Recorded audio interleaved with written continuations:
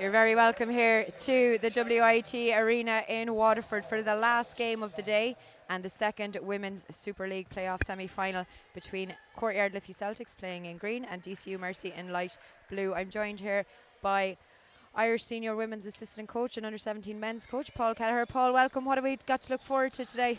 You know, it's going to be an interesting clash again, semi-final of the Cup matchup. So both teams looking at semi-finals for the league again. So close game that time. It's going to be a close one this one as well. Yeah, most definitely. And Courtyard Liffey Celtics having a dream of a season. After getting to a cup final where they came runners-up to Ambassador UCC Glanmire and then came runners-up in the regular season as well, again to Glanmire, who have also just won the first semi-final of these playoffs. So the winner of this game will go on to meet Ambassador UCC Glanmire next Saturday evening up in Letterkenny with an 8 o'clock tip-off for that game next weekend. But back to today, it's DCU and Liffey Celtics, and as you said, Paul, these sides have met a number of times already this year, a few times in the league, in the cup, so no doubt Mark Ingle will be looking to avenge that cup semi-final loss as Ashley Perez, the new American for DCU, takes a shot. Rebounded well though by Liffey Celtics, and it's Sorka Tiernan, one of the young and rising stars in Irish basketball, Paul. Sorka. Without question, you know, tremendous young talent, coached against her at schools level. Heartbreak, it gives you a heart attack each time when she touches the ball. She's flamboyant, she's dynamic, very good young player on the rise, and nice assist early to the scoring threat of Jasmine Boone as well. Indeed, Jasmine getting the scoring underway, but replied nicely to at the other end by Sarah Woods. And just speaking of young players, if you look at the DCU bench even, it's a who's who of Irish internationals. We've seen them at schools level, we've seen them at under 18, under 20 cup winners. You know, Rachel Housen's there, Brona Paracasti, you could keep naming them really. It's great to see so many young players for these two sides, Paul. No question, and I think men's and women's with the plethora of Irish nationals coming through at the moment is only going to help our senior leagues and hopefully provide a better product for spectators to come and see. Most definitely. Well, 8:28 is what's on the clock here in quarter one as Sorka Tiernan drove to the basket herself there, got her own rebound and fed it out nicely, and that has given Liffey Celtics just a little bit of a cushion. 2 points here in quarter one. It's definitely going to be neck and neck. First time Liffey Celtics are lining out against Ashley Perez of DCU, so they'll have been keeping a close eye on her, no doubt, in the last few rounds of the league there, as Sarah Fairbanks manages somehow to keep hold of that. Foul is called though. It's been a very, very frantic start. There's been very little slow down stuff. It's been fairly frantic, you know, loose balls, you know, up and down. So we'll see how long this pace lasts for. Indeed, it's Perez again at the top of the key, guarded closely by Jasmine Boone, who's for once not wearing her number 1 jersey, but is in 35 today, as Brona Paracasti's shot does not hit the target, and Liffey Celtics are coming back up the court once more after good rebounding there from Anya O'Connor. Boone to Fairbanks, outside to O'Connor, to Tiernan, working hard to get something open there, and a lovely score there. They worked hard for it though, Paul. Yeah, and Boone and Cassidy were having a nice little battle on the block right there, but their patience, their execution was really good. Sarah Woods, as we've seen so many times this year as well, is not someone you can leave open like that on a shot. That one didn't go for her, but we've seen her hit those 3-pointers so many times this season. So no doubt Liffey will want to close out on that a little bit more. Yeah, and that'll be the danger, because she can't put the ball on the floor and get places. So, you know, if she keeps missing, they'll stay back off her until she starts hitting 1 or 2. Then they'll start cramping up. But she's good enough to start going by and put the ball on the floor also. Yeah, well, it's going to be a Liffey Celtics ball. And Sorka Tiernan is bringing it back up. Swings it outside. Nice little UCLA cut right there. Not as good of a decision from Anya O'Connor. It's going to be a DCU ball. Perez again controlling things at the top. Over to Power Cassidy, to Woods. Woods bringing it back around to the top of the key. She's shouting in at Housden's inside, but gives it to Perez instead. And that drops short, and it's gone out for a DCU ball. Yeah, Liffey Celtics defense has been daring DCU to be shooting that shot. You know, they're standing a foot or two off them. They're pack lining it in, not necessarily fully in, but just enough that give them the open look, but not give them enough to get a drive. Housden's lovely score. Yep. And do you think that Liffey Celtics might be focusing on the Sarah Fairbanks thread inside more so? Do you think that would have been a priority for them? Yeah, I mean, they'll dare to beat them with jumpers, it looks like, and we'll see where it goes in this. But you know, Jasmine Boone is just so powerful at getting to the rim. She's so strong. So that's a massive threat that they're going to have to figure out for themselves as well. Most definitely. We saw it so much in the Cup semi-final as well. Jasmine Boone was really the difference between the two sides. As she lines up here, 6:18 on the clock. She gets the first one.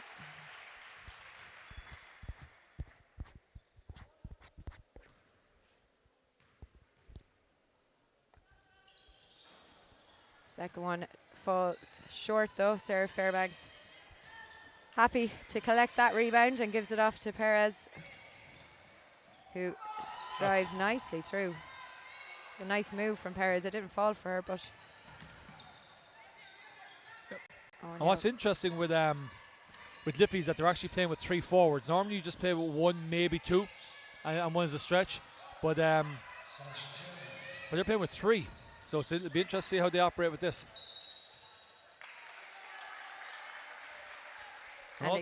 All three forwards, sorry, Mary, but all 3 forwards seem to be quite comfortable in going inside out. So they're working it in, they're working it out, and they're finding the weak spots against who they can get a mismatch. So Power Cassidy coming out for Fanula Toner, it looks like. Yeah, Fanula Toner, and she'll add a bit of dynamism for on the defensive end. She's quick, she's athletic. And there's our girl Serica hitting that 3 now.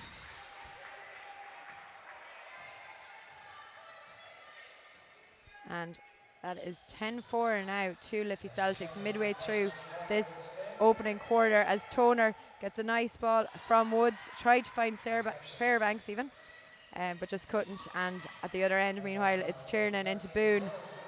Does what she does so well, drives in, but that one didn't drop for her this time. Perez for DCU. Yeah, and Liffey are giving up very, very little around the rim, and everything's been a jump shot with DCU. Now it'll be interesting to see how that opens up during the game. But see where it's packed line, that you know they're staying inside the 3-point line. They're giving them that shot. Yeah. Yeah. Foul call there. Liffey Celtics coach not happy with that trap. You know, he was looking for the double right there, and there was a half double. You know, so you gotta get shoulder to shoulder. So take a timeout. I'll be back to you after this.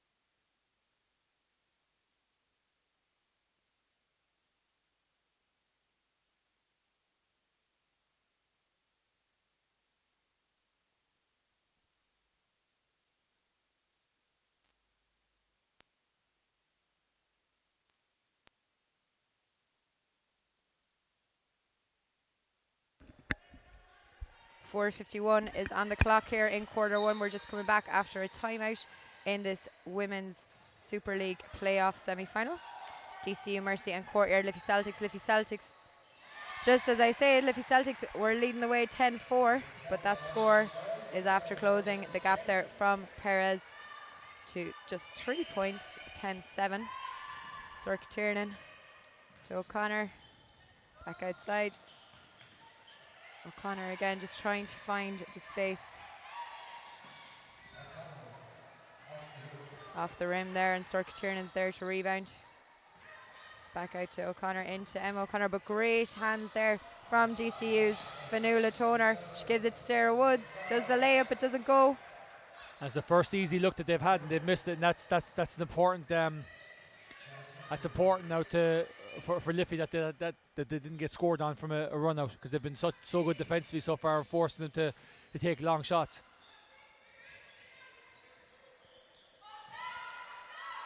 Lovely score there from O'Connor. And the reply they needed really there, Paul, after that break, even though it didn't go in, just to keep their heads in it. Perez drives through and gets the foul. Yeah, so they still haven't scored from close range, so she's got to go to the line again now.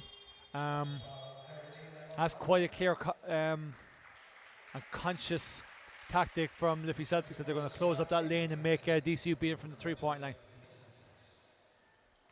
Sorka Tiernan just getting a break there as Perez hits the rim with the first one.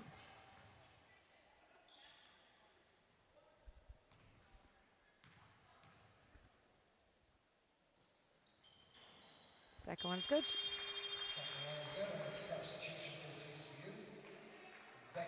Becky Woods coming in for Sarah Woods for DCU. 4-point game, 3:34 to go here in quarter one. As Karen Mealy, who came on there for Sorka Tiernan, brings the ball up the court. It's knocked out of play by Fionnuala Toner though. You can see that she's been quite active. She's had a couple of deflections already, another deflection right there. She had one steal which initiated the transition for Sarah Woods that missed the layup, but she's been quite effective since she came on the floor now. Yeah, and she showed her worth as well in the cup semi-final. That time she took up the mantle of point guard extremely well that day, so no doubt one to watch for Liffey Celtics, as we're back here on the sideline with Mealy. Pops it out to O'Connor. Inside to Boone. Oh.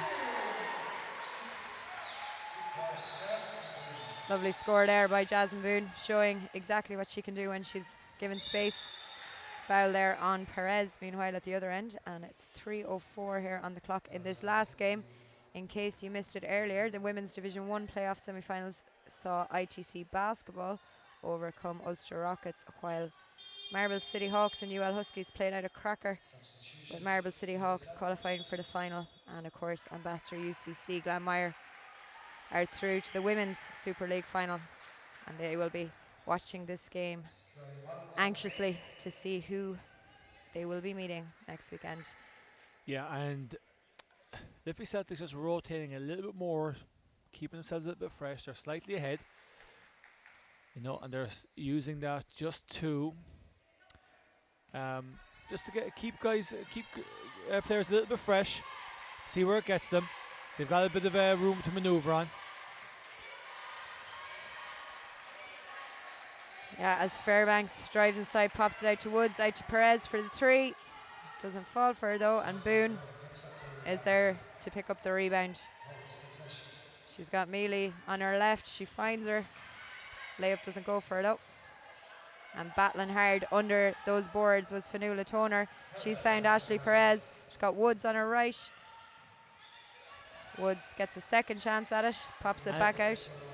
And the interesting thing about all this, still no layup. Still no layup for DCU.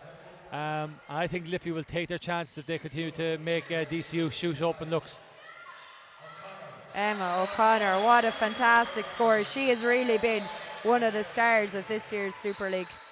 Well, her stride stoppage, that was really good. She was ready, she was balanced, her footwork was good. Maybe a slight hint of a travel, but other than that, everything was perfect. Her rhythm into the shot was really good. Fairbanks out to Woods, she fancies the shot. Rachel Housens is there for the rebound. She pops it back out to Perez. Uses the screen off Fairbanks. Boone gets a hand to it somehow, as she so often does. Well, that pack line defense that they're running right now, it can be very deceptive to the offense. And you might see a passing there, next thing all of a sudden you just swipe a hand it. So, they're lowering. And again, no layup for DCU. Still no layup for DCU. So they're struggling to score from the inside, and that's giving Liffey a little bit of time to run out some more now. Karen Mealy thought Jasmine Boone was going to be there, but somehow it's come off and out for a Liffey Celtics ball. And it looks like Mark Byrne is also calling for a timeout. She is. Yeah, so Coach Byrne, write this up. Look to extend the lead a little bit here and see what he draws up here in the break.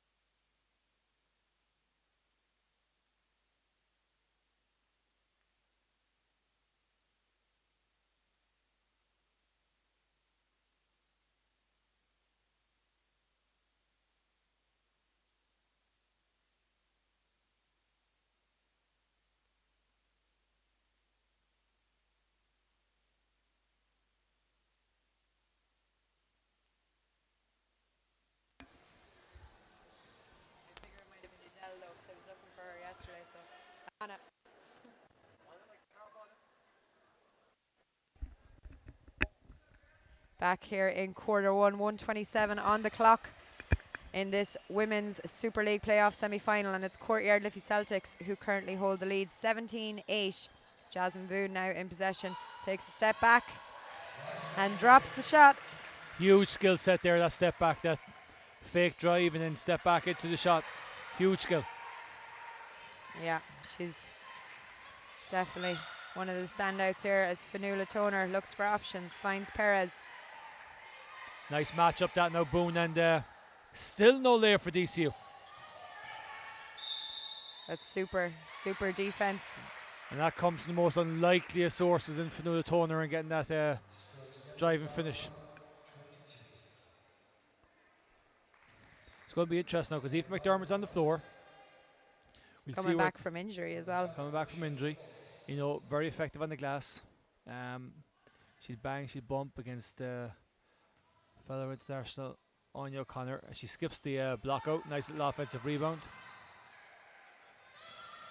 Woods, Toner inside to McDermott. Yep, good call.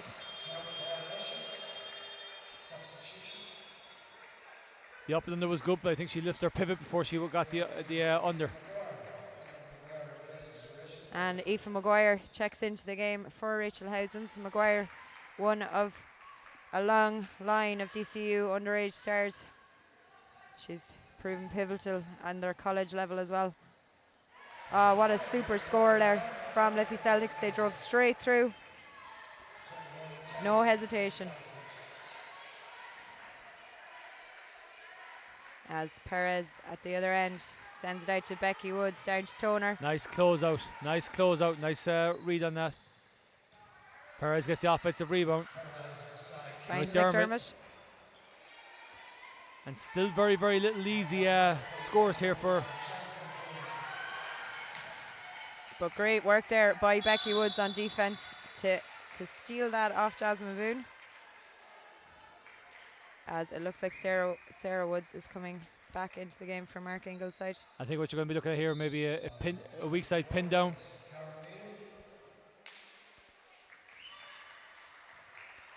Yeah, we're going to the free throw line with 4 seconds on the clock here in quarter one. This is the first.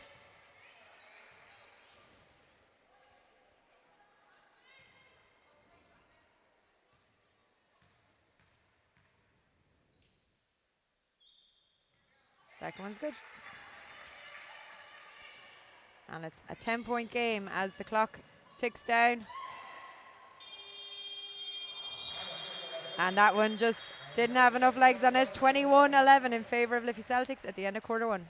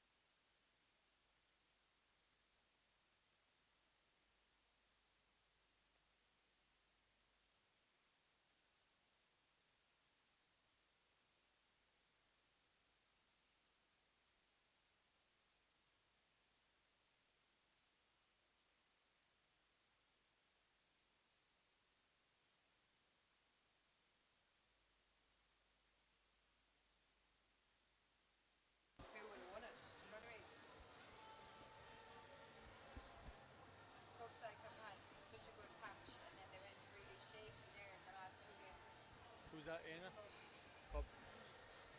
Like that game against England.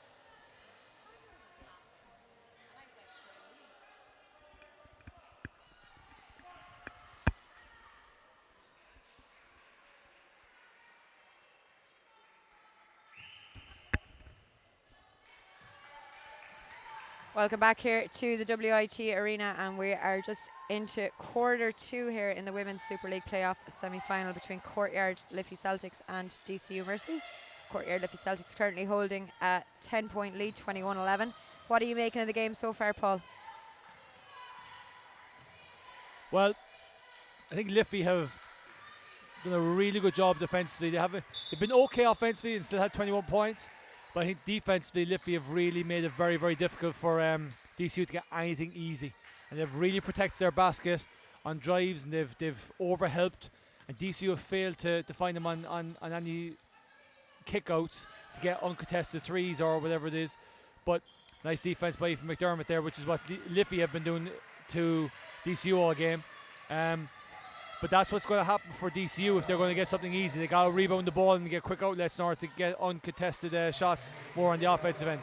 But Liffey have been very good. I think they well deserved their lead. Yeah, most definitely. And as you said, Ethan McDermott doing well against Emma O'Connor there a few minutes ago. And she's battling hard now there for the jump ball, and it works in her favour. It's going to be a DCU ball as Sorka Tiernan checks back into the game, presumably for Karen. No, she's coming in for Chloe Mullins. So the DCU ball. Anna Pupin is up on Ashley Perez. Jasmine Boone just taking a little rest there. Sarah Woods goes for the long shot. Doesn't fall for her though. And good rebounding inside there by Karen Mealy. Aoife McDermott again doing well. Gives it up to Perez. She's keeping a hold of the ball till her teammates come join her. Toner out to Sarah Woods, out to Perez. Dodges around Aoife Maguire. Comes back out to Sarah Woods. Looks inside to Aoife McDermott. And still no layup. Still no layup for DCU. 12 minutes into it. And they've had decent looks. I mean, they haven't been great looks, but they've been... And there's the difference. There's the difference right now. Yeah, Sorka Tiernan finishing that well for Liffey Celtics. 7:51 on the clock here in quarter two.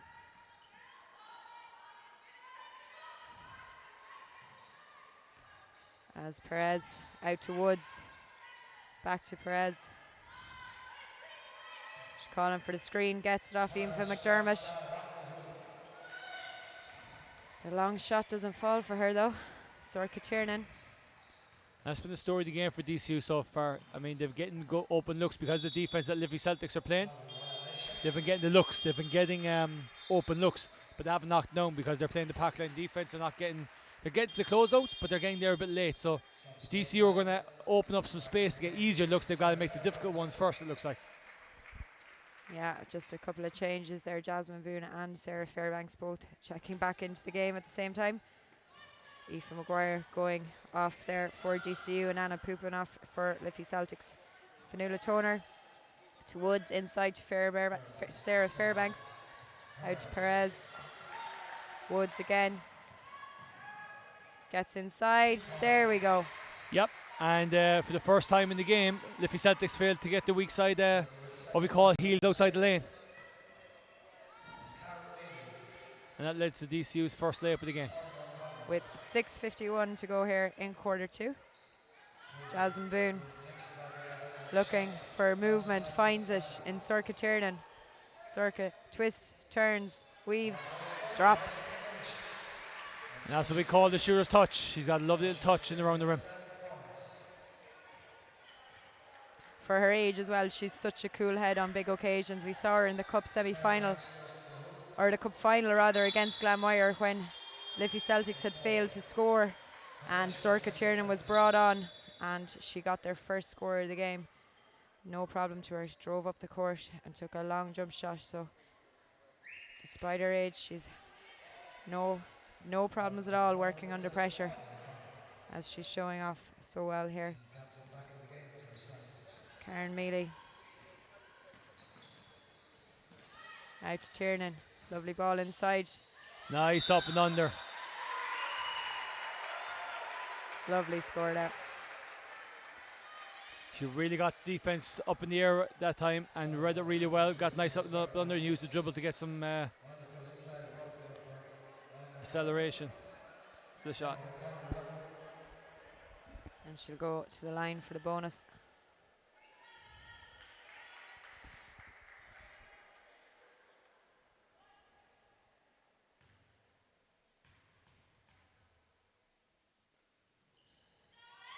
And makes it. She's been wonderful so far. Yeah, she's had 2 fantastic. threes, 3-point play. She's been really, really good so far. Really enjoy watching her play. She's definitely one of the danger women in this year's Women's Super League. Perez now, if she can get hot, she showed enough that she get in the lane. She hasn't scored quite a bit, but if she can get those open looks now, that'll free up her, and I think she's good enough, from what I've seen, to get by and see what her finishing is like. Yeah, definitely. I've seen her in action in a good few games recently. First game there against Frances O'Sullivan's Charges down in Brunel, and I've seen her a few times since then. She's definitely a good shooter and a pacey guard.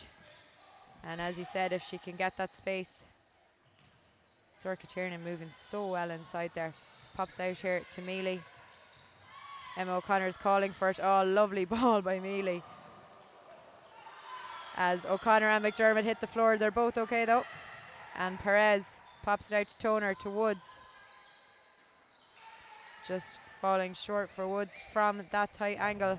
5:25 here to go in quarter two. Woods to Fairbanks. Aoife McDermott working hard there. And it's going to be an end line ball.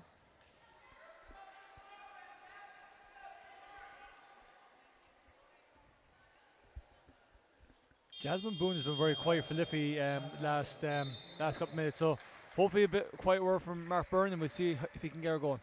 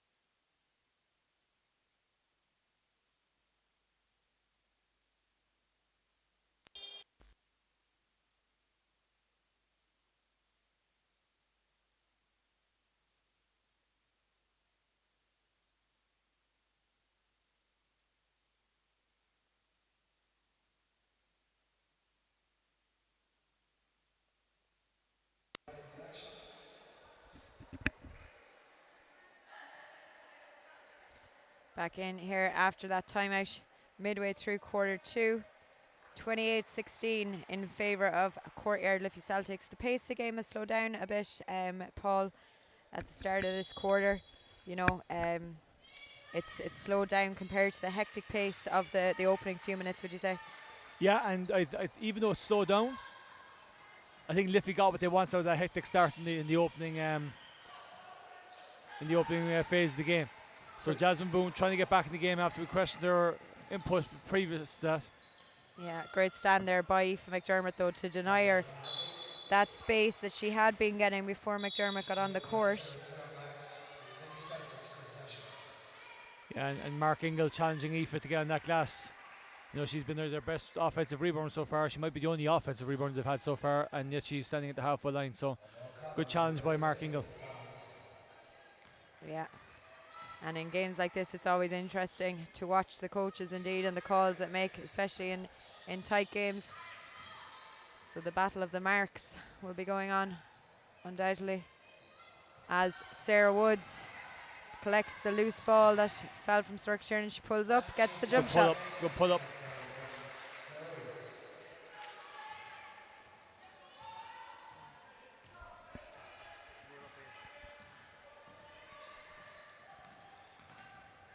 Mealy to O'Connor. O'Connor outside to Tiernan, to Boone. DCU putting more pressure now in these last couple of minutes on that defense. Great move by Toner there. She got the whole way across the court to defend that Cirque Tiernan shot. Which 6 passes in the last 2 possessions by Liffey, 4 of them deflected. So they got to start taking care of the basketball. That's a huge adjustment that DCU have made now. They're really trying to force it. They're not pressuring full court, but they're pressuring the quarter court, which is huge now. And it's going to be interesting to see what they do. Indeed. Massive defensive possession by DCU. Huge. That might marker right now, 4 minutes to go in the second quarter. That might be a game-changing possession. Jasmine Boone moving up the court to put pressure on Perez. Test out those ball handling skills. She has no problem coping with the pressure. Swings it out to McDermott, who finds Fairbanks inside. Super high low. Nice pass by Aoife McDermott. So you go from a defensive possession to their first major layup of the game. That might be, it's going to be game changing. 3:37 here is what's on the clock in quarter 2, and we're back to an 8-point game. Momentum, you would have to say, in favour of DCU. Timeout for Coach Mark Byrne.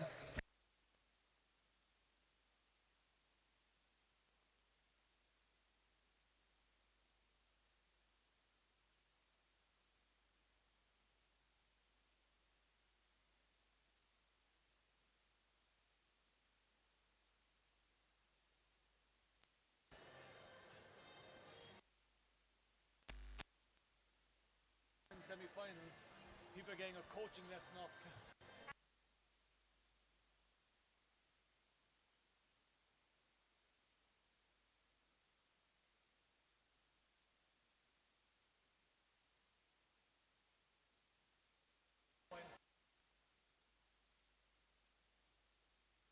Arizona, baby!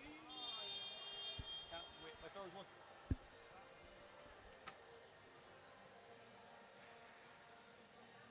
So I won't be in Letterkenny.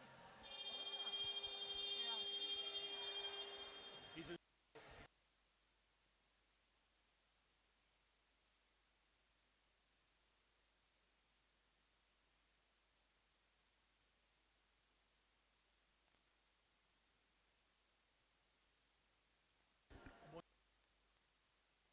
get the game. Back in from that timeout here in quarter 2, 3:36 on the clock. Courtyard Liffey Celtics with the lead, but a timeout called at a good time there by Mark Byrne, you would say, Paul, because momentum seemed to be with DCU there. Well, I was going to mention that. I think it was an absolute wonderful timeout by Mark Byrne. And here's the reason why. They were 10 up. They struggled to make consecutive passes without getting a deflection in it. DCU were getting their first layup. They were still struggling. Most coaches would probably have let the game run and get a feel for it. He didn't even let a run happen. And they came straight out, executed. They have to get an offensive rebound. So wonderful time up by Mark Byrne. Perez, lovely move, but it doesn't fall for her. And Jasmine Boone, 1 against 3 here at the moment. So she slows it down. Feeds O'Connor. O'Connor drives. The ball is loose around the place there, but DCU managed to come out with it. And it's Perez again. She's calling for Aoife McDermott. But swings it across to Sarah Woods. Into Sarah Fairbanks to McDermott, who manages to keep her hands on it. Pulls off for the jump shot that you would normally say is her shot, but this time falls short.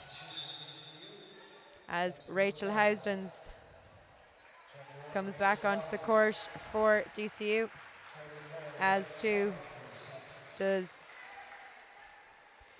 some Anya good O'Connor. rotation there with Mark Byrne. He's now going to be finishing with a starting 5, which is when they had their good push. So we'll see how they finish that. And a foul early doors, on the floor by Alva O'Connor, it looks like the foul was against. And to use a famous George Hamilton quote, the O'Connor sisters are of course not related. When you refer to the Baggio brothers in Italian 90. Showing your age there now, Paul.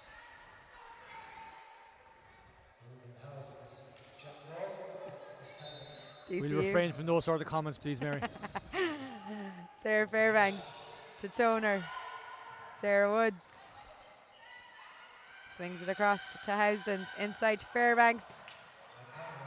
And Cirque Tiernan comes away with it. Has Boone ahead of her, uses her. Boone. Oh, what a move. She's just fabulous to watch. Well, it's interesting. She's had her best spell with this 5 on the floor. She started the game really well. When they started to make rotation, she went out of the game a lot. And now I just mentioned at 2:24, Mark Byrne got his starting 5 back in the game, and all of a sudden she makes an impact. So, it might be something that they need to look at. She misses the free throw, and Sarah Woods comes away with the ball. Sets up over to Perez. Perez trying to get past Jasmine Boone's close guarding, finds Sarah Fairbanks inside. Great movement by Fairbanks there. The move was good, but the cut was better. Wonderful find by Perez. O'Connor.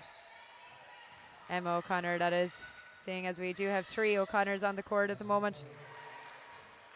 Doesn't fall though, and Perez up to Woods again. Woods has Housdens, she sees her. Finds Fairbanks. She has missed a force at the rim tonight. There could be a completely different game if she'd made her chippies. A bit like the Cleicester game prior to us. Cirque Tiernan to O'Connor. Inside to Emma Nice O'Connor. kick.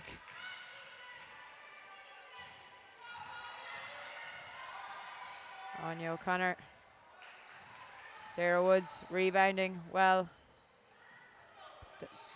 Finds Perez, who goes the whole way. Good defense by Liffey Celtics, but Rachel Housdens finds the gap. And all of a sudden we're back to 8. With 52 seconds on the clock in quarter 2.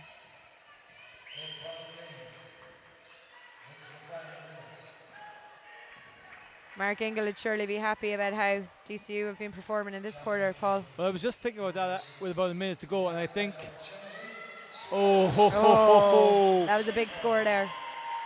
The wind up, but that won't make him happy, but he had been happy, I think. I mean, with how badly they've started, I think, to be with only 5 possessions, or even 4 if you count threes, I think he'd be very, very happy.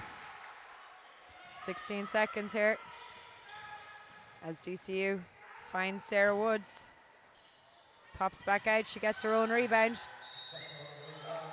and draws the on foul. The pass. I wonder, do DCU have a timeout left? Not sure. 7 seconds to go. He's bringing in another 3-point shooter. Becky Woods. Potentially, yeah. That's a good substitution out of mark. So they'll get the inbounds. They'll work around, maybe get 2 screens, 3 dribbles. So there's a screen for Perez. There's 1, 2 dribbles. And Jasmine Boone manages to keep hold of that, as at the end of quarter 2, it is 35-24 in favour of Courtyard Liffey Celtics.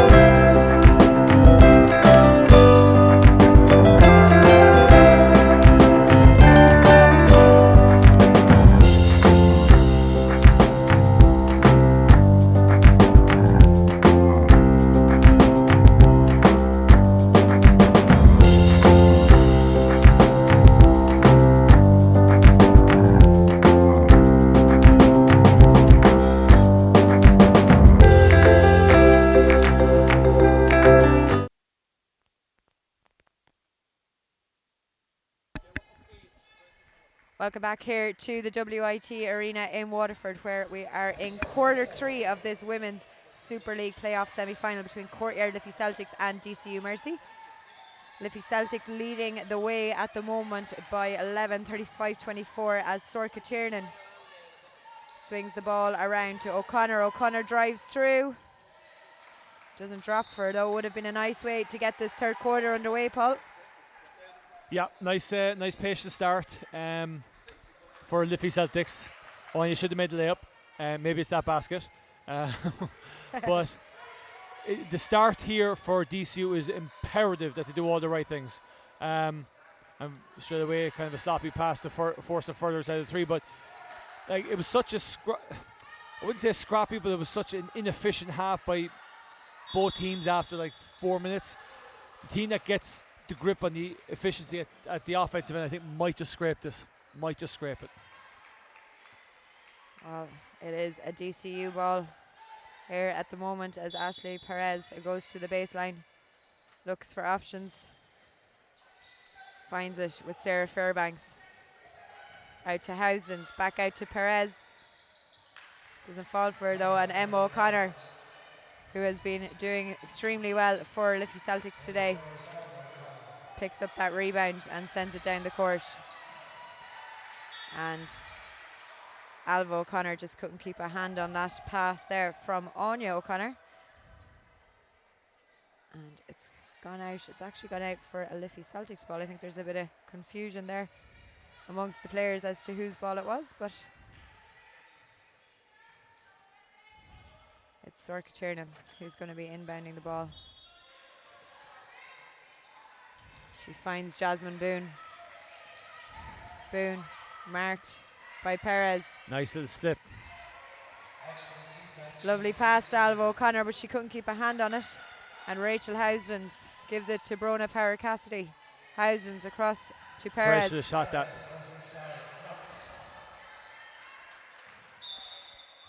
I think now DCU early doors are trying so hard to get into it, they're actually turning down the open looks now, because Perez had a really good open look there and decided to put the ball on the floor. 8:40 on the clock in quarter 3, so plenty of time here yet. Nobody has broken that halftime deadlock.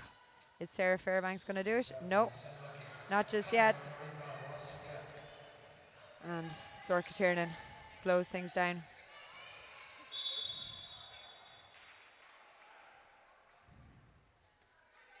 Foul called, and we're going to go head to the sideline. Liffey Celtics ball. And the pace has really slowed down here, Paul.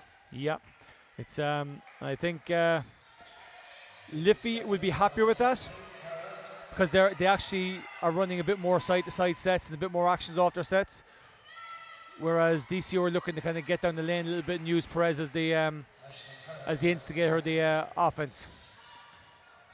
And speaking of Perez, here she is. She pops it outside to Sarah Woods. That shot falls short once more for Sarah Woods, though. Sorka Tiernan. Clever basketball, slows it down, waits for her team to set up. Pops it out to Alva O'Connor. Tiernan to Anya, to Emma. Finds Boone inside. Good defense from Sarah Fairbanks. Brona Power Cassidy to Perez. She's got Sarah Woods beside her if she needs her. Goes herself though. And Fairbanks and O'Connor do battle for the rebound, and it's going to be a Liffey Celtics ball.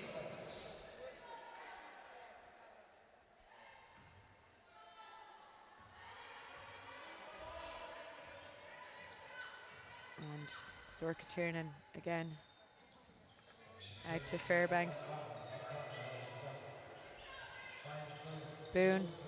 Lovely ball inside to O'Connor. O'Connor tries to find the way through. Yeah, and she, you know what? No, she's been quite good. She hasn't been as assertive on the game as I'd like to see her, but what she has done, she's done well. She's done really well. Yeah, she definitely did well there in that move, and she's going to the free throw line now. Misses the first. We're still at the same halftime scoreline, 35-24, with 7:19 on the clock. And there we go. First score of this quarter goes to Liffey Celtics, 36-24. As Ashley Perez out to Housden. Sarah Woods is calling for it, gets it into Fairbanks. Out to Housden's. And Emma O'Connor jumps high and wins it well. I've been really impressed with Emma O'Connor today. She's done a lot defensively, offensively. I mean, that was a monster rebound. She's hit threes. She's made some good passes. She's cut. She's done quite a bit today. I've been quite impressed there. Yeah, she's been impressive all season, indeed, for Liffey Celtics.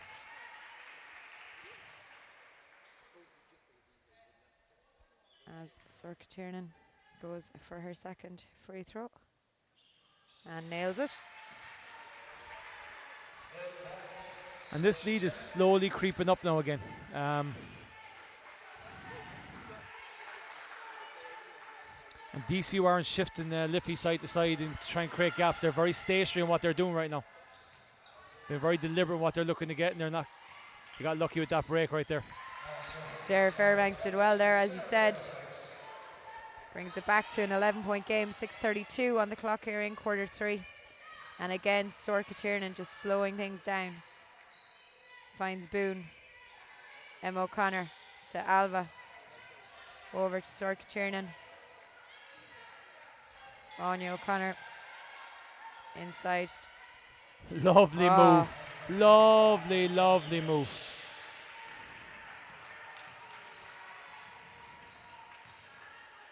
Perez tries to replicate at the other end, but it doesn't go for her. And O'Connor is just sitting waiting for that rebound.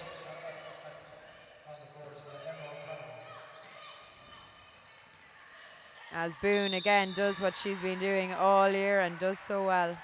Drives through the defense and is going to the free throw line.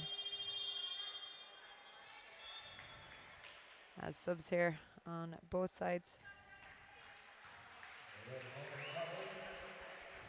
come into the game, with Megan Connolly checking in to the game for DCU. And Anna Pupin coming back on for Liffey Celtics. That first one's good there for Jasmine Boone.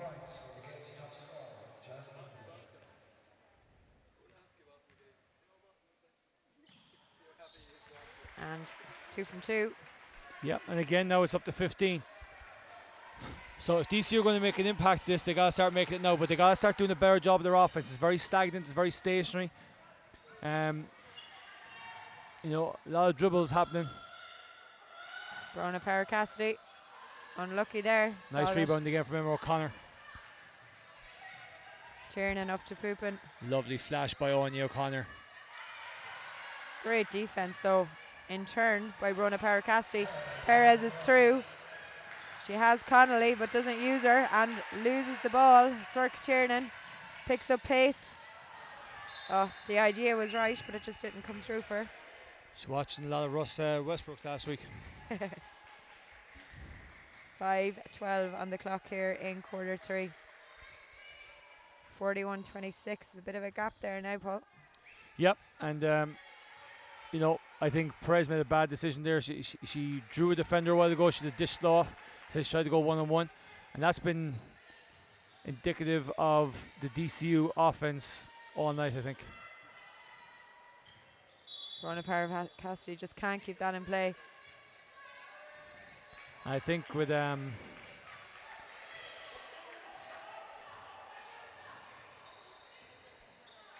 it's Anna Pupin. Yeah, Anna just did there coming off the block where she hasn't done that all evening, just shows her frustration at the lack of finish that she's had inside. Jasmine Boone, great defense there from Ashley Perez, and what a super block from Sarah Fairbanks to deny Pupin. But she had 2 of them. She got the first one recovered well defensively to get the second one. And it's going to be a Liffey Celtics ball. Sorka Tiernan.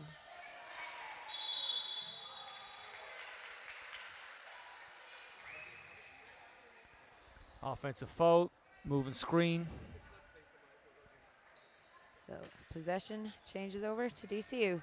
Housdens and Perez coming up the court. They need a score here now, DCU. They've only had 2 points since the halftime break. And 4:22 is what's on the clock as Sarah Fairbanks. You see, Fairbanks has been posting up around the free throw line all evening long. Every time she's pinned someone, she's pinned them too high, rather than getting her shoulder deep into the charge circle and pin them in the charge circle rather than the free throw line. And that's made it very difficult to make those turns to get the move that she's looking for. A lovely pass outside there for Liffey Celtics from Emma O'Connor to Stork Tiernan. It didn't drop for her though. And we're back down DCU end and just see Sarah Fairbanks sets the screen for Perez. Shot comes short. Brona Paracasti hits the floor, but at the other end, Emma O'Connor, DCU just do enough there. Yeah, Perez has been hogging the ball quite a bit now lately, and I think she needs to be a bit more of a distributor right now and try and get her teammates more involved. Yeah, I think Mark Ingle has seen that, and that's why he's taking her out. So be interested to see how the offense flows now, or even if it does, with Woodsy at the point now. Yeah, Becky Woods and Aoife McDermott both on, as too is Fanula Toner. Woods to Fairbanks, back to Woods, down to Toner.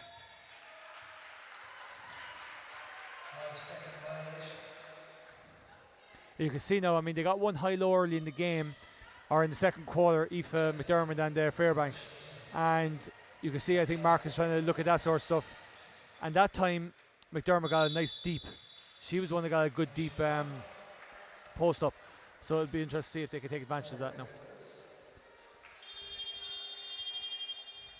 Yeah, as subs again here for Mark Burns, Liffey Celtics. Yeah, Circus had a good run now, so I think he might be just seeing this as an opportunity to get her a breather while they have a bit of an extended lead. So Boone going to go to the free throw line. I'd imagine she'll knock down at least one, if not both of these. Shooter's touch gets the first one.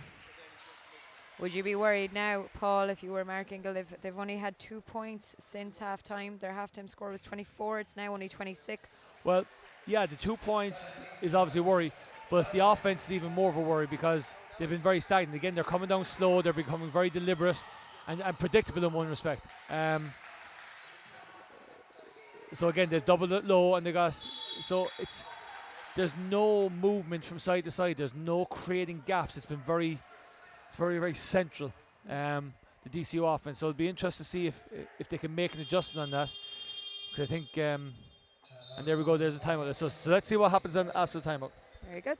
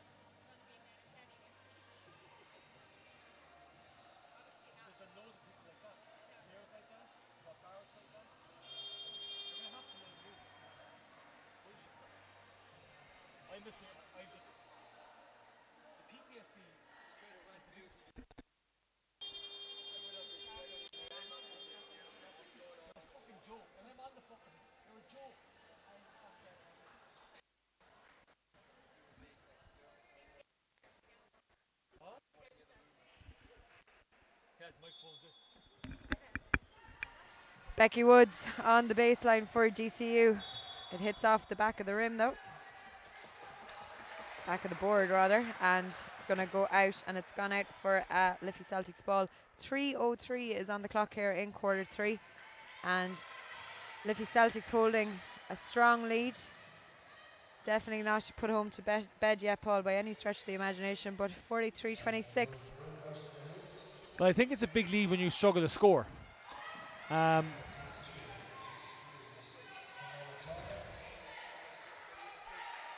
Aoife McDermott to Woods. Out to Toner. Pops it out to Connolly. No, I mean Liffey haven't been that great offensively either, but they've scored just a little bit more. Like I think what is it, 8-2 in this half or something, possibly. Yeah, 35-24 indeed was the halftime score.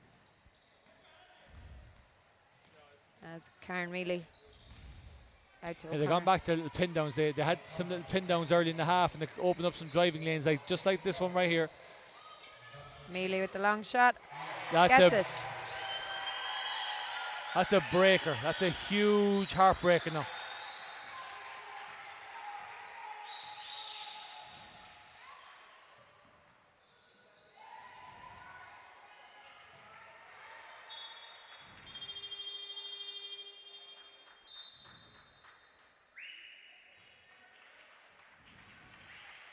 Liffey Celtics sub in Chloe Mullins. Yeah, I think that 20-point lead. I think Mark Byrne will take, if he can keep this to 14. He's gone very, very young, very, very small. Not a lot of experience other than Jasmine Boone and the other O'Connor. So it'll be interesting to see is he willing to sacrifice to keep his girls fresh. So that's another few seconds off it. But obviously Boone is such a scoring machine at times. She's capable of keeping this 20-point lead on her own in one respect. But at the same time, Mark Byrne is still doing a good job in terms of keeping his starters fresh. As Liffey Celtics come back on the attack again, Poopin looks inside for Boone. Unfortunate there, just popped up off her shoe. And DCU. And when you're going deep in your bench like this, they're the one thing that you just hope that they can execute in terms of a simple little pass like that, and not make it 5 or 6 second offenses. You put yourself back under pressure. I mean, DCU have been going 16 seconds plus in their and that was a nice adjustment there. Now he's gone with flare screens. He stopped with the horn stuff. So there you go now. Lovely move there by Liffey Celtics, as you were talking there, Paul. Karen Mealy finishing off Jasmine Boone, not being greedy, passing on ahead to Mealy, and she's going to the line now for the bonus as well. 1:35 on the clock.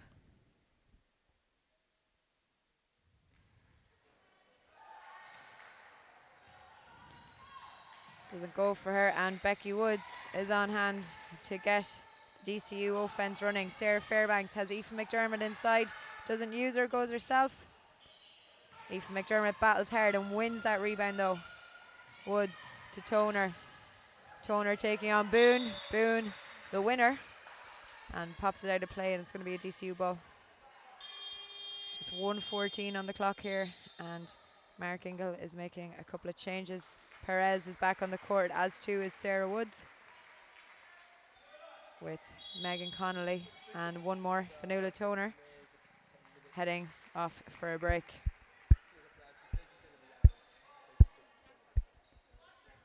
Perez inbounding from the side, finds Becky Woods to Aoife McDermott. Sarah Woods calling first, gets the screen off McDermott, goes round to the left, doesn't fall though, and Liffey Celtics moving the ball at pace now up the court. Foul on Karen Mealy.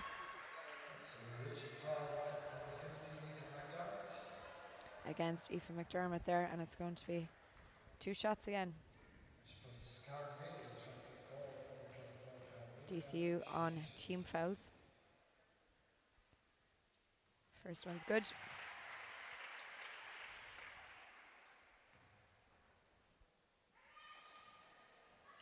Second one doesn't fall for though, and Sarah Fairbanks mops it up, gives it to Becky Woods, out to Sarah Woods. Aoife McDermott's calling for it, she gets it, finds Becky Woods again in space, pops it out to Perez. And Becky Woods on hand to rebound Perez's shot there, but that doesn't drop for them either. And Liffey Celtics with the ball once more, 39 seconds on the clock. Alva O'Connor out to Mealy. Mealy swinging the ball around well. Travel there, against Chloe Mullins. Her brain was gone ahead of her body there, I think. Yeah, it was just they moved the ball so well from time to time that or they moved the ball so well that she found the gap. She just didn't read that second line of defense quite well, where a retreat or a change of direction might have been the better option.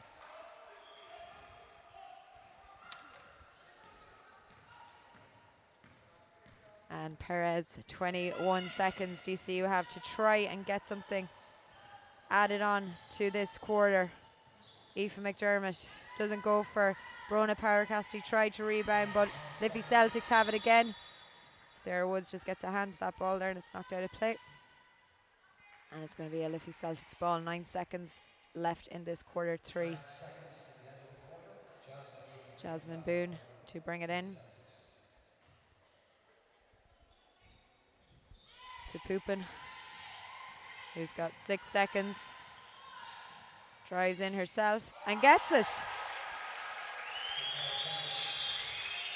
As at the other end, it is 51-26 in favour of Courtyard Liffey Celtics.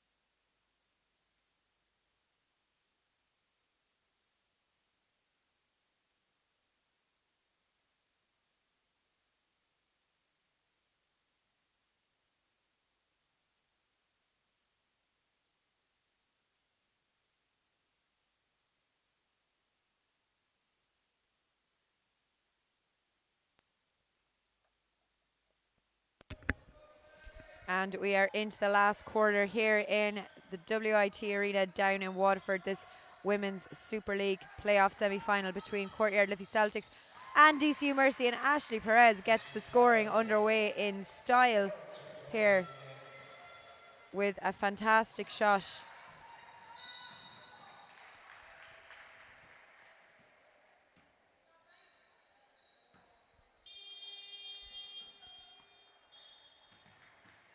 A much needed score. And we're going for a timeout here for Liffey Celtics.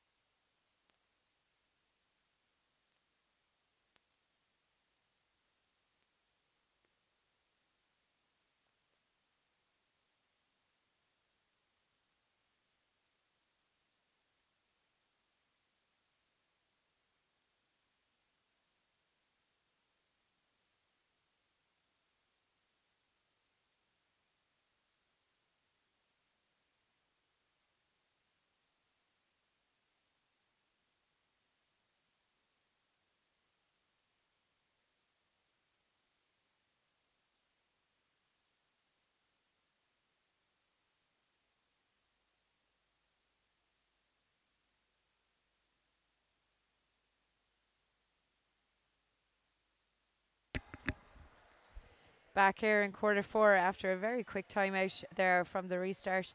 9:39 on the clock. 51-29 is the score in favour of Liffey Celtics. It's a long way to go yet though till the final buzzer, as Ashley Perez, who just hit a superb 3-pointer to get the scoring underway for this quarter, drives through, finds Sarah Woods outside. Brona Paracasti falls short for her though.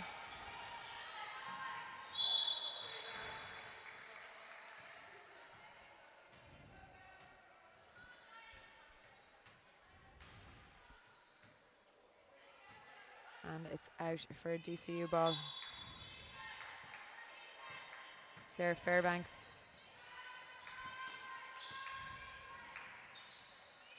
Perez's shot didn't go for her. and Liffey Celtics come out. You mentioned, it's not games are over, but the tone has been set. There's 3/4 of a tone, Mary. So it's important. Liffey have the tone set. That's the tone right there. So I don't see DCU getting back in this game. They haven't shown that they're capable of getting back in this game with the tone that they've set. Long shot there from Perez, doesn't fall. And Liffey Celtics come out with it once more. Poopin pops it across. Mealy calms things down. Calls the play. Finds Poopin again. Boone is shouting for it. She gets it inside. Goes up against Power Cassidy. Alva O'Connor rebounding well there. And DCU unlucky to see it go out as Mark Byrne changes the guard once more. 2 O'Connors coming back onto the court. Emma and Anya. Emma, the American player, of course. And it'll be her that will inbound from the baseline.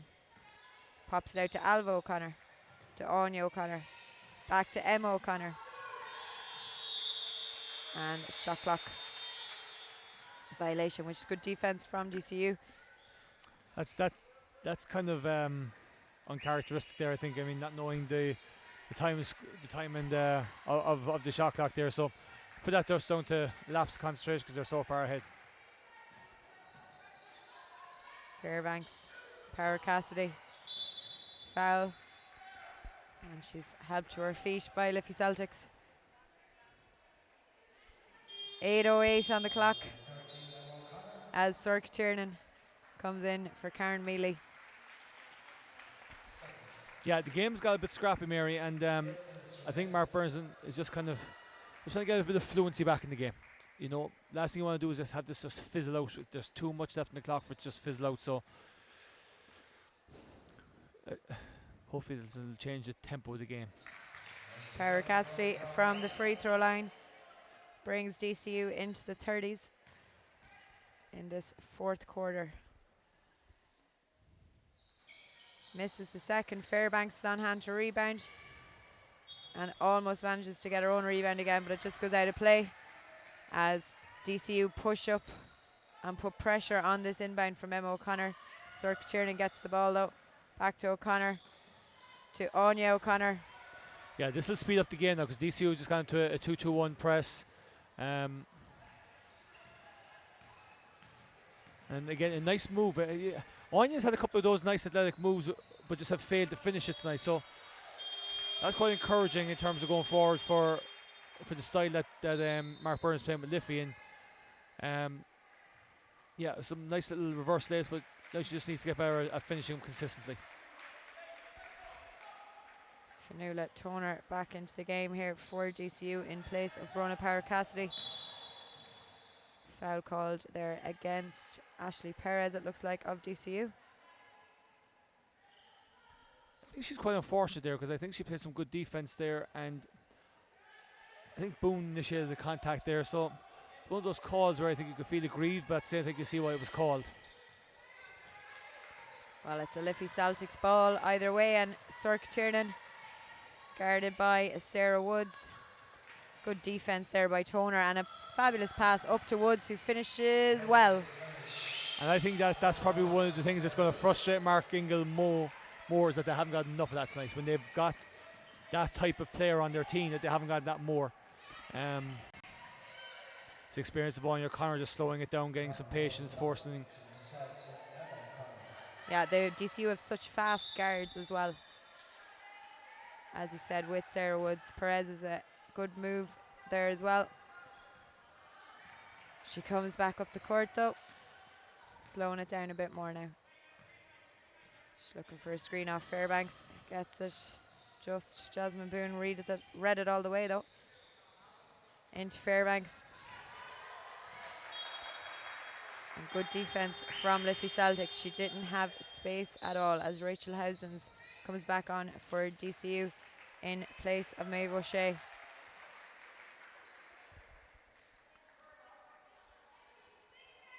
I think Mark, if the game finishes like it is now, I think Mark will look on this year as a positive step, Mark Ingle, in that they've reached 2 semi-finals. They're a very, very young team. they'll have learned a lot from it. I think his underage are superb, really. Like, they've really stepped up. yeah, Some of I them mean, are only 16 and 17. yeah, I mean, and they're still very, very young. So this is going to be a good challenge for him in the off season. I think he'll enjoy it.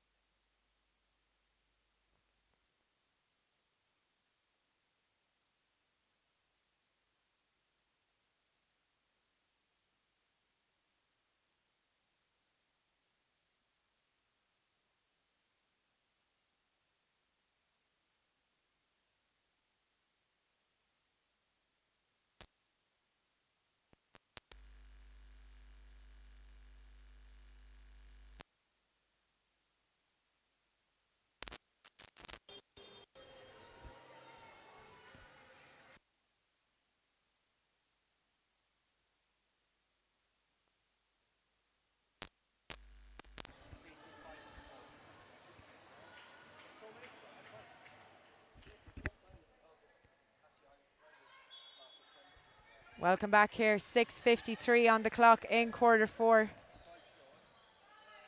in this Women's Super League playoff semi-final between Courtyard Liffey Celtics and DCU Mercy.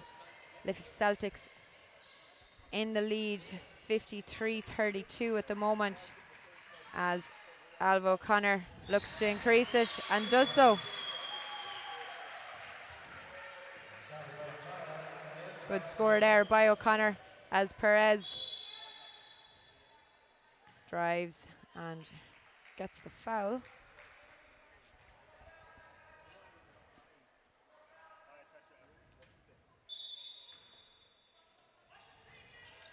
And DCU inbounding the ball. Sarah Woods to Sarah Fairbanks. Great work by Emma O'Connor. She's been wonderful all day.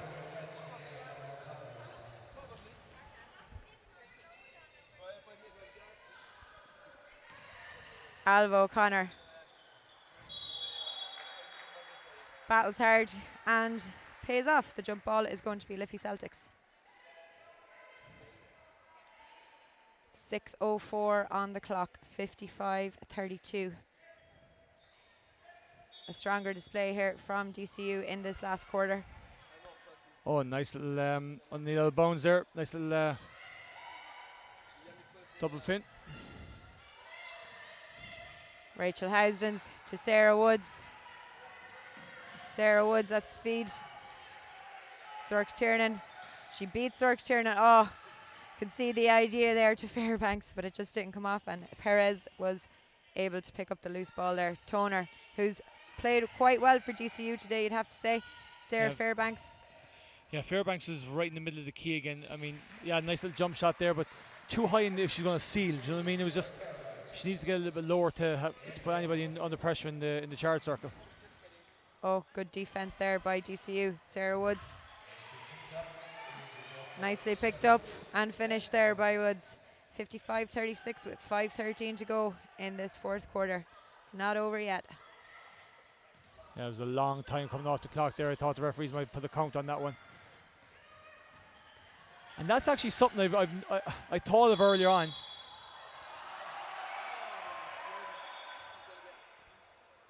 Something I thought of early on. There's no natural point guard on that Liffey Celtics team. They've got 4 forwards and the 2 O'Connor sisters, then Emma O'Connor, the American. You know, Jasmine isn't the point guard. And Cirque is the most natural speed. So I'm surprised he didn't press earlier on. And we're headed for a timeout here with 4:59 to go in quarter 4.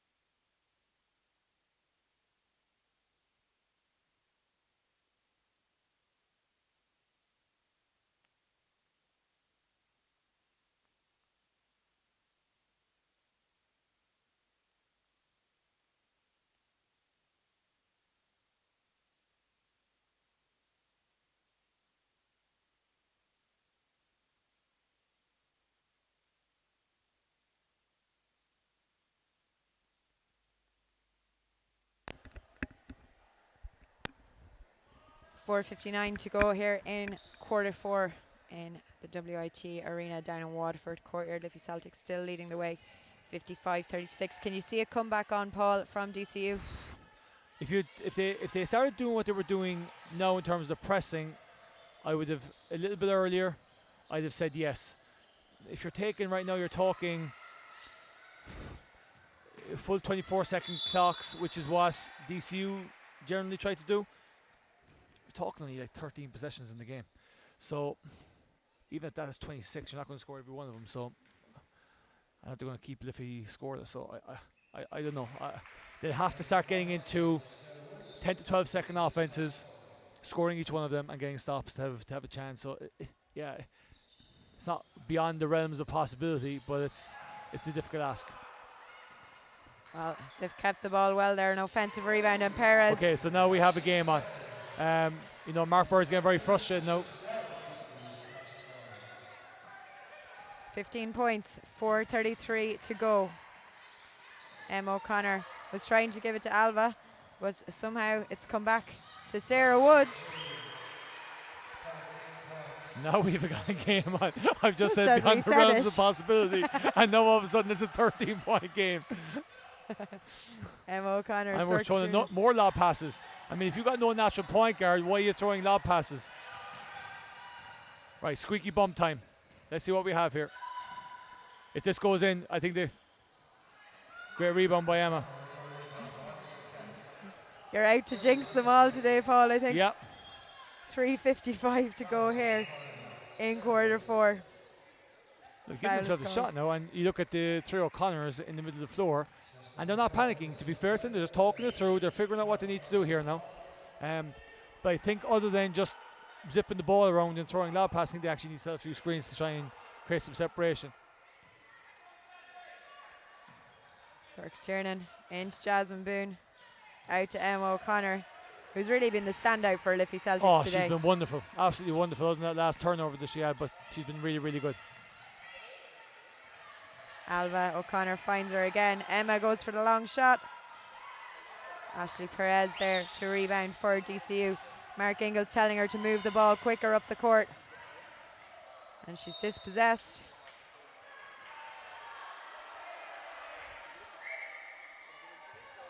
So,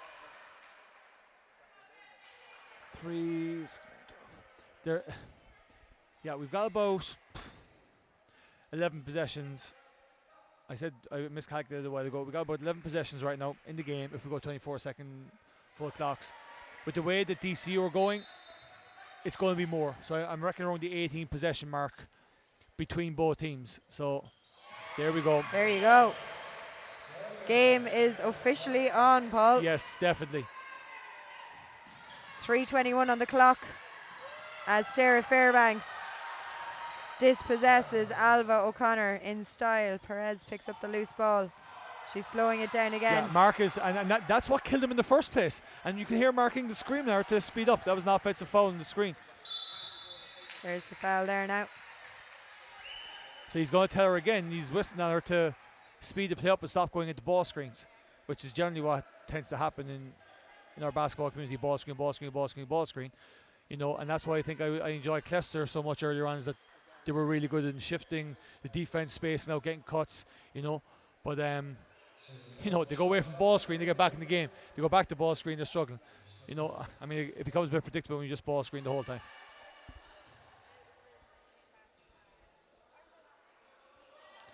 First one is missed there from the free throw line. All of these shots vital now, and she's missed the 2 of them. And it's a foul called against Fanula Toner, it looks like. Yeah, and you know what? When you're this far down, you probably want to be in the bonus, just in case the game gets a little bit closer. So DCU shouldn't be looking to foul now anymore until maybe a minute 30 to go, when they can look to go get 2 fouls and maybe force a steal and get out and run a little bit. Or Perez should be pressuring some more. Well, DCU have plenty of time. 2:44 on the clock here, as Jasmine Boone is dispossessed by Ashley Perez, and it looks like a foul against Sorka Tiernan, and that should be 2 shots, It is Paul. going to be 2 shots. The one thing when you're on a run like that is that the longer you go with scoring, the more pressure you feel, the less chance you have executing. All DCU, all Liffey need right now is 1 score, just to ease the mind. And if they can get that quickly, you know, I think they'll be fine. Just worth noting there, Paul, as well, Jasmine Byrne's gone off the court. Karen Mealy's come on in place of her. He's put an extra ball handler on the floor, which is a good idea. So back to 8. Do you know what you said to me at the start of the game? Do I see it getting back in? I said the tone was set. I didn't see it. Well, here's your hopefully easy bucket now. There it is. They completely changed the tone of the game, DCU. Yeah. There was no sign of them having this. So fair play to them for that. But they overextended themselves and missed the passing lane. They got passed over the top. Vanula Toner, who, nice move. Again, as I said, yeah, she's been doing well today. She's and called for the travel there, though. But people are wondering why the spin move is getting called as a walk now. And people forget that if you spin move, you need to spin move and take off on 1 foot. If you take off on your pivot foot, you got to release the ball. But if you put the pivot foot down after lifting it, that's where the walk is. So that was a good call by the referee there. Yeah, as Aoife Maguire comes into the game for DCU. Oh, I thought it was a double dribble there. Emma O'Connor fired the ball up there to Sorka Tiernan to get that play started, or to Alva O'Connor rather, to get that play started. And we're going for 2 shots again. We are going for 2 shots again. 2:01 on the clock here in the WIT Arena. The winner of this game, of course, facing Ambassador UCC Glanmire next Saturday evening at 8 o'clock in LYIT, Letterkenny, County Donegal. As Maguire gets the first one.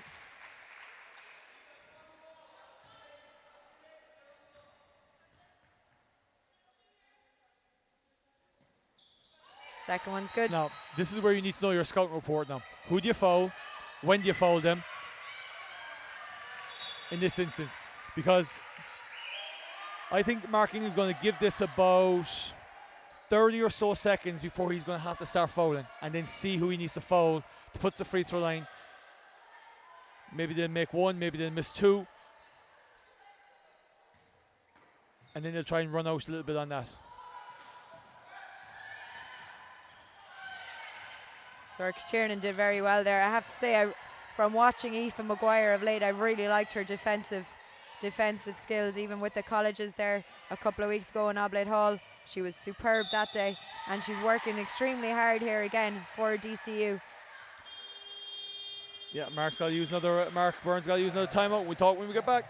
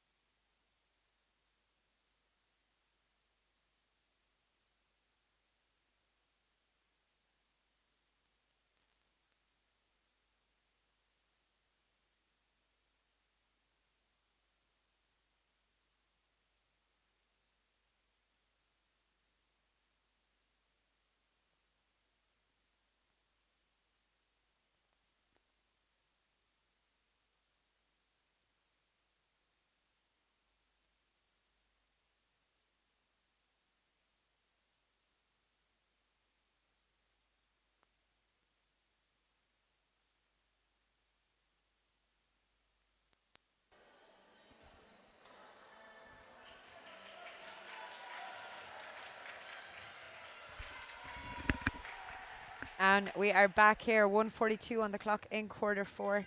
DCU Mercy and Courtyard Liffey Celtics doing battle for that coveted spot in the final. Paul, what are you making of this? I'm hoping that Liffey Celtics have actually set a press breaker up and not just trying to inbound the ball to 1v1. Ooh, Ashley Perez read that extremely well. and it was going to the basket. Oh, that's not good. That's not good. Emma O'Connor, her leg just buckled under her there. That's not good at all. She didn't even have contact and she went down. So hopefully it's just a sprained knee and nothing more than that. Yeah. 1:11 on the clock here in quarter 4, as just some attention is being given to Emma O'Connor. Looking back at the day, Paul, though, Glanmire, again, they're heading to defend this title. They're going for 4 in a row now. Yeah, I don't think Mark will be overly happy with the performance. He'll be delighted with the result, but not overly happy with the performance. So I think they can only get better from that. So it'll be interesting to see how they perform in Letterkenny. But to a more immediate concern, I actually feel for Emma O'Connor right there. You can hear her pain from here. That doesn't look good. That doesn't look good at all. No, it doesn't look good, is right. Mark Ingle has just pulled in his charges to have a quick and chat.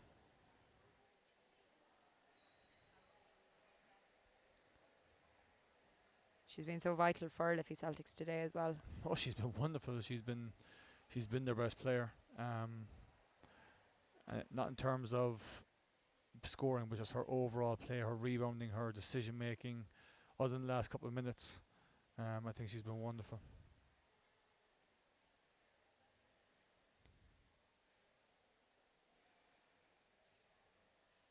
She's been helped up there.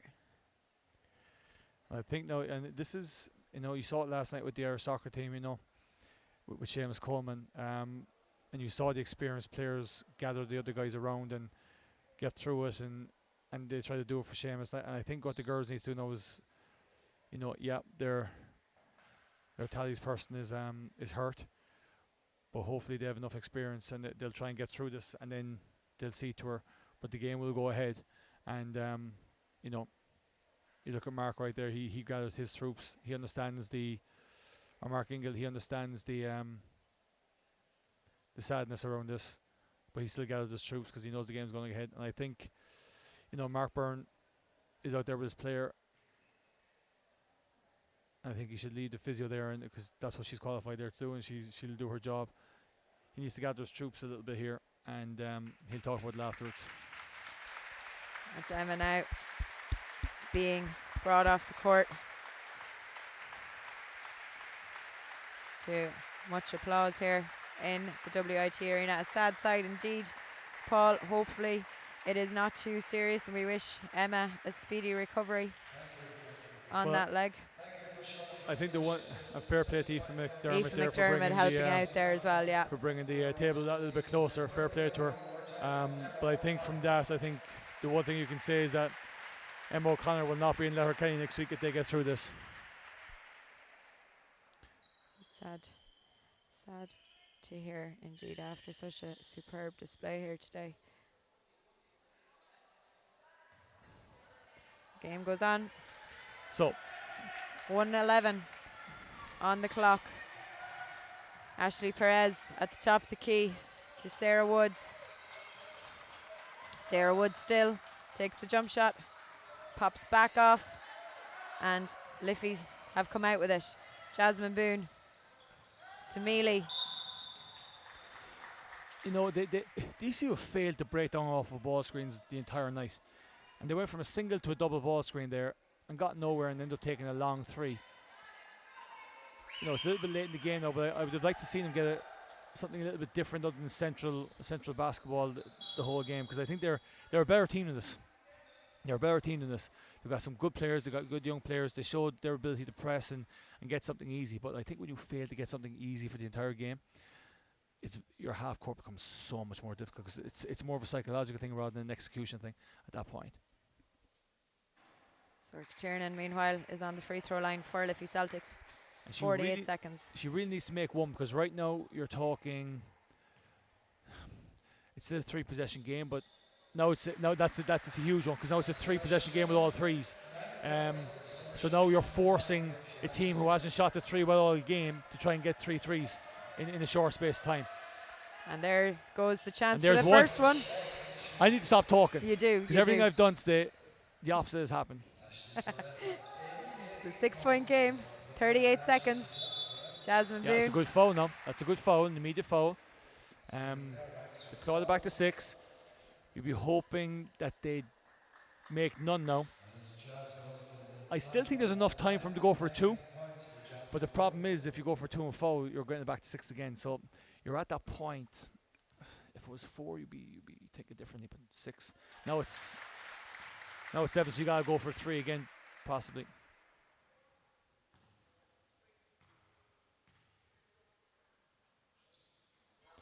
Yeah. She's fairly reliable from the free throw line. I didn't want to jinx her by saying it before she took the shots, but 2 from 2 there from Boone. As Perez goes for the 2, gets the foul as well. And 28 seconds to close this 8-point gap.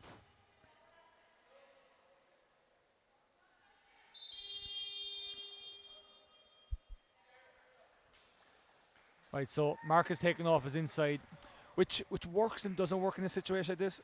You can see now he knows he's got to put 4 3-point shooters on the floor. But then if you miss it, you got to have your offensive rebound to put it back in. But you can understand where he's coming from. He's thrown the dice to this here, and then he's got all 3-point shooters on the floor now. So he's got to go for it, and that's the last throw of the die, I think. Ashley Perez missed the first, but got the second. It's a 7-point game, 26 seconds. Okay, well that's the scout report, because that was a quick one again. It's going to be the battle of the free throws here, Paul. Yeah, this is going to be a long 26.8 seconds. She's back on the court. Fairbanks, that is. Yep, that's to get the rebounds. He's going to be on offense, defense.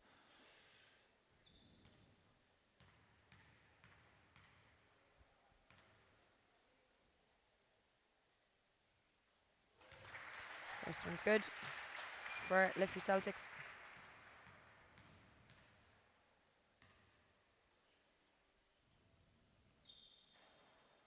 Yes, there's one now. Yeah, went off of Boone's leg. There's one. 25 seconds. Probably another ball screen coming. Perez, she's going to pull up for the 3. She does. It doesn't drop for her though. Oh, and still there. Still there. 16 seconds.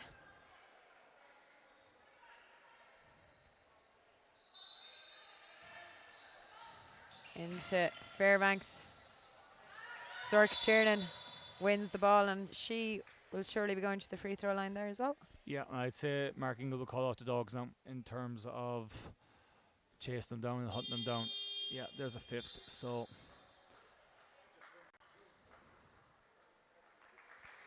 Brona Paracasti, is it?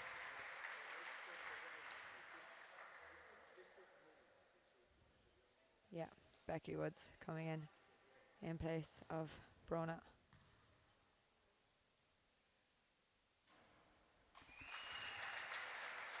Zork Tiernan. Yeah, that's a 3-possession game, 3 threes. Gets the first. And this will be a 4-possession. Oh, no. Perez. 3 going up. 9 seconds. Out to Woods. Pops it into Fairbanks. Gets it. 3 seconds. 3.6 seconds to be precise. I think Mark Byrne will be a very, very relieved man, because they really struggled against the press. It'll be interesting to see if Glanmire saw this to see if they'll impose that from the beginning or late in the end or whatever they'll do. But and that's time, folks. 62-55 in favour of Courtyard Liffey Celtics, who, as Paul just mentioned, will go on to face Ambassador UCC Glanmire next weekend in Letterkenny.